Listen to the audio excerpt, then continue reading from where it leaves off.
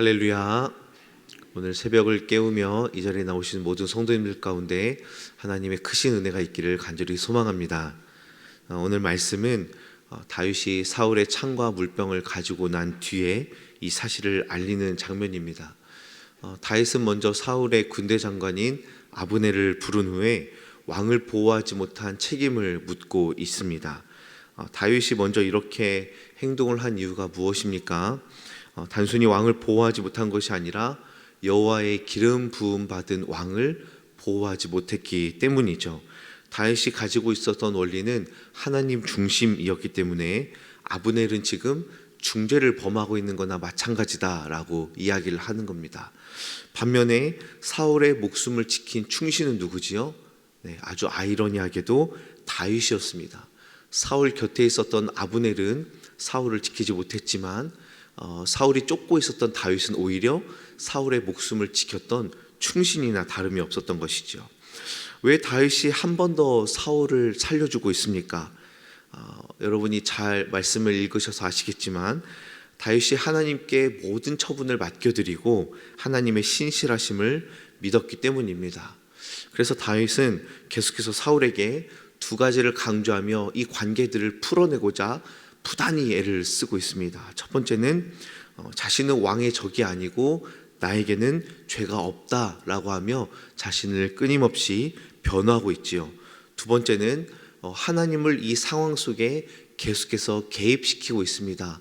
그저 사울과 다윗의 개인 간의 관계로 이것을 어떻게든 설득하며 풀려는 것이 아니라 사울에게도 하나님에 대하여 인식하도록 하나님에 대한 이야기를 끊임없이 언급하고 있는 것이지요. 그리고 이러한 다윗의 노력은 표면적으로나마 좋은 결과를 가져옵니다. 21절 말씀을 보시면 사울이 고백합니다. 내가 범죄하였도다. 내가 어리석은 일을 하였다. 대단히 잘못하였다. 왕이 이런 말 하기가 쉽지 않은데 사울은 이렇게 고백을 합니다. 그리고 사울은 자신의 잘못을 인정하는 데 그치지 않고 축복을 선언하지요. 25절 말씀을 보겠습니다. 사울이 다윗에게 이르되 내 아들 다윗아 내게 복이 있을지로다. 내가 큰 일을 행하겠고 반드시 승리를 얻으리라 하니라. 어디서 많이 들어보지 않았습니까? 이미 24장에서 이렇게 비슷하게 말한 적이 있죠. 20절 말씀에 보라 나는 내가 반드시 왕이 될 것을 알고 이스라엘 나라가 내 손에 견고히 설 것을 아노니 라고 말하고 있습니다. 여러분 이 말들을 믿을 수 있습니까? 사실 우리는 사울이 또 이렇게 이야기하고 다시 다윗을 추격한 사실을 알고 있습니다. 그렇다면 성경은 이런 속임수와 같은 말들을 왜 기록하고 있을까요? 사울의 입에서 나온 말이기 때문에 이 말 자체를 신뢰할 수 있느냐라는 그런 문제가 있겠지만 사무엘서에서 24장과 26장에 사울의 이러한 말들을 기록한 의도와 또 명확한 이유가 있습니다.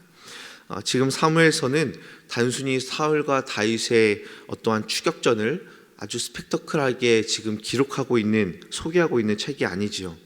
사무엘서는 참된 왕으로서 하나님을 섬기는 지도자, 하나님 나라의 백성을 온전하게 이끌고 갈 수 있는 그런 왕의 모델로 다윗을 세워나가는 과정 중에 있습니다. 그런데 지금 사울은 이러한 하나님의 계획에도 불구하고 다윗을 인정하지 않고 오히려 다윗을 계속 막아서고 있죠. 그런데 하나님은 어떻게 일을 이루어 나가십니까? 결국 이렇게 막아서는 사울의 입을 빌려서 다윗이 왕이 될 것이다.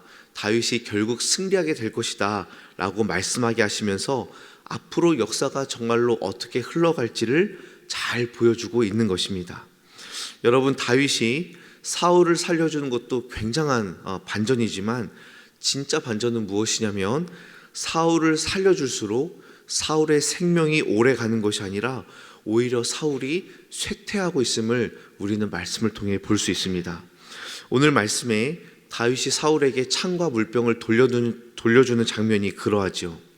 어떤 학자는 이 창이라는 것은 왕의 권세를 상징하고 또 이 물병이라는 것은 생명을 상징한다 이렇게 해석을 하기도 하는데 다윗이 창과 물병을 사울에게 다시 돌려주지만 사울은 자신의 지위와 생명을 온전하게 회복하지 못합니다.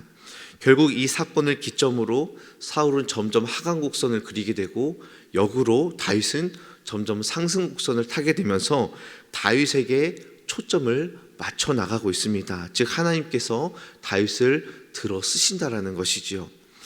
오늘 말씀 이후로 사울과 다윗은 서로 만나지 못합니다. 마지막 만남이 되는 것이죠. 이렇게 사울과 다윗 사이에 정말 아슬아슬하고 끈질긴 만남이 이제 드디어 마무리되는 시점에서 한번 24장에서 26장의 이야기를 하나로 좀 묶어 보려고 합니다. 그렇다면 왜 하나님은 24장과 26장의 아주 비슷한 사건으로 사울과 다윗을 두 번씩이나 조우하게 하시고 생명을 살리는 일을 하도록 하나님은 왜 이끌어 가셨을까요? 또한 그 가운데에 25장 말씀에도 아비가일을 통하여 생명을 살리는 일을 끝까지 감당하도록 상황을 만들어 가셨을까요? 하나님이 말씀하시고자 하는 바는 매우 명확합니다. 무엇이냐면 하나님 나라의 원리는 세상 나라의 원리와 다르다라는 것을 다윗을 통하여 보여주고 싶으셨습니다. 하나님 나라의 원리는 힘으로 살아가는 원리가 아니고 또 복수하거나 보복함으로 해결되는 원리가 아니라는 것, 그리고 하나님의 주권 아래에서 하나님의 뜻을 구하는 삶을 살아가는 것이 참된 하나님 나라의 백성이다라는 것을 지금 이들의 관계를 통해 하나님은 보여주고 가르치고 있습니다. 잠시 25장에서 다윗이 나발의 가족을 몰살할 뻔한 그런 실수를 저지를 뻔했지만 하나님께서 직접 나발을 치시는 모습을 다윗이 목격하면서 나발의 악행을 친히 갚아주신 하나님, 그렇게 이끌어주신 하나님을 다윗은 한 번 더 경험하고 찬양하게 되지요. 그렇게 하나님의 주권과 원리를 깨달은 다윗은 정신 차리고 26장에 가서도 사울을 살려주는 그러한 참된 자비의 모습을 보여줍니다. 그렇다면 사랑하는 성도 여러분, 우리가 살아가는 삶의 원리는 무엇에 기준하여 있습니까? 바로 하나님의 뜻을 구하며 우리의 자리에서 우리가 해야 할 일을 묵묵히 감당해야 될 줄로 믿습니다.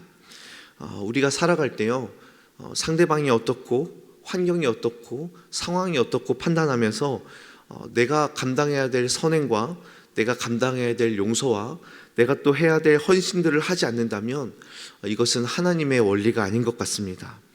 환경과 또 상황과 상대방을 따져나가는 것은 하나님께 맡겨드리고 하나님이 나에게 원하시는 것은 무엇인가, 하나님은 내가 어떻게 서기를 원하시는가, 내가 해야 될 일은 과연 이 시점에서 무엇인가, 내가 말씀대로 순종하는 것은 어떻게 살아가는 것인가 고민하는 것이 바로 하나님이 원하시는 것 같습니다.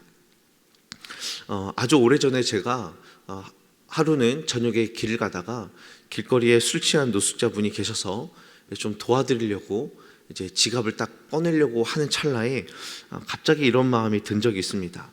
하나님, 어차피 도와줘봤자 술이나 또다시 사드실 것이고 또다시 길거리에 앉을 것 같은데 도와줘야 합니까? 라는 마음이 쑥 들어오는 거예요. 뭔가 이제 제 돈이 아까운 마음이 든 거죠. 그때 제 마음에 곧바로 찾아온 책망은 이거였습니다. 너는 무슨 오지랖이 그렇게 높냐? 그냥 네가 할 일을 해라 라는 마음이 들어왔습니다.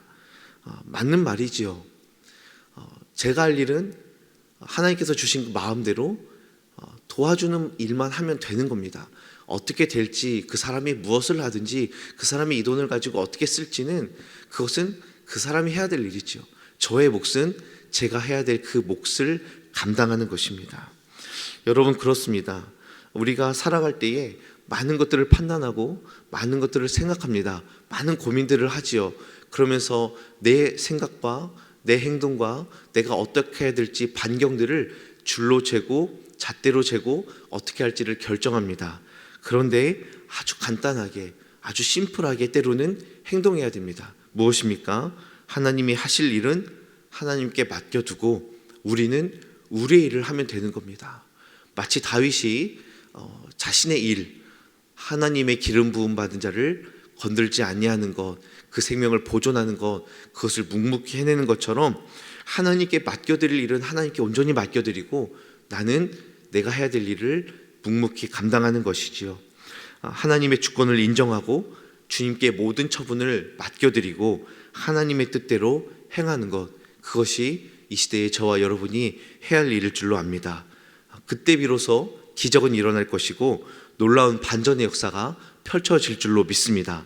저와 여러분이 다윗처럼 하나님의 기준대로 흔들리지 아니하고 상황에 따라서 그 기준이 왔다 갔다 하지 아니하고 묵묵히 우리에게 주어진 삶을 살아낼 때에 억울하다 할지라도 손해본다 할지라도 그 길을 한 걸음 걸어갈 때에 하나님께서 우리의 인생을, 우리의 앞길을 책임져 줄 줄로 믿습니다.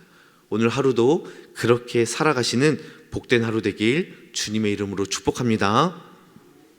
함께 기도하겠습니다. 오늘 말씀을 기억하시면서 기도하시고 오늘 금요 성령 기도회를 위해서 내일 있을 학습 세례 입교 문답식과 새가족 오기를 위해서 주일날 주일 예배와 학습 세례 입교식을 위해서 기도해 주시고 나라와 민족을 위해 우리 가정과 자녀와 일터와 또 우리 환우들을 위해 함께 기도하도록 하겠습니다. 참 좋으신 아버지 하나님 감사합니다. 오늘 다윗의 모습을 보면서 여전히 견고하게 상황과 환경과 여건에 흔들리지 아니하고 하나님 말씀에 순종하며 자신의 일을 묵묵히 감당하는 그 모습을 보고 우리도 그렇게 살아가기를 원합니다.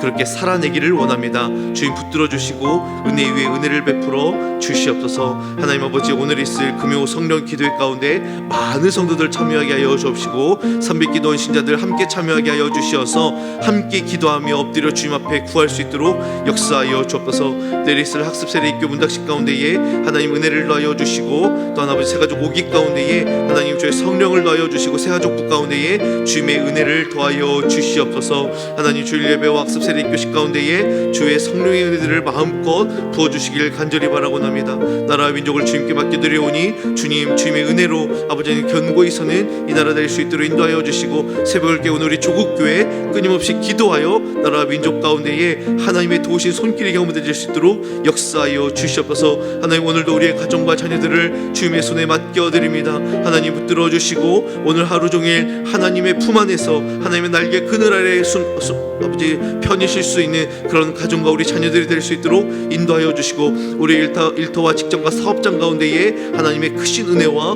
복 위에 복을 더하여 주시옵소서. 하나님, 우리의 모든 환우들 가운데에 하나님의 은혜를 더하여 주시고 오늘도 간절한 마음으로 기도하오니 치료하여 주시고 회복시켜 주시고 새롭게 하여 주옵시고 아버지 하나님, 믿음으로 다시 한번 일어날 수 있도록 주님 역사하여 주시기를 간절히 바라고 나오니 주 함께 하여 주시옵소서. 참 좋으신 하나님 아버지 감사합니다. 다윗과 같이 어려운 환경과 여건 속에서도 말씀이 기준이 되고 하나님의 주권을 인정하며 살아갈 수 있도록 우리를 붙들어 주시옵소서. 때로 이해하지 못하는 상황일지라도 하나님께 모든 처분을 맡겨드리고 주님이 원하시는 삶의 기준으로 행할 수 있도록 우리에게 담대함을 허락하여 주시옵소서. 오늘도 우리의 가정과 자녀들을 주님께 맡겨드립니다. 우리의 일터와 직장을 주님께 맡겨드립니다. 꼭 붙들어 주시고 오늘도 기도하며 하나님의 손길을 구하는 모든 환우들 가운데에 주님 함께하여 주시고 찾아가 주시고 위로하여 주시고 회복의 은혜를 베풀어 주시옵소서. 치료의 광선을 발하여 주시옵소서. 오늘도 가지고 온 기도 제목에 주님 응답하여 주시옵소서. 예수님의 이름으로 기도하옵나이다. 아멘.